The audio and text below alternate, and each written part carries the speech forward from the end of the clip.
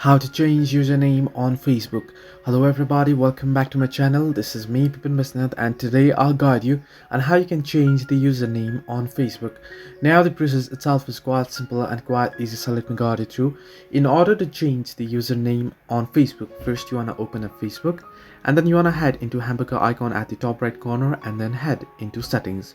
Once on your Facebook settings, you want to head into account center option.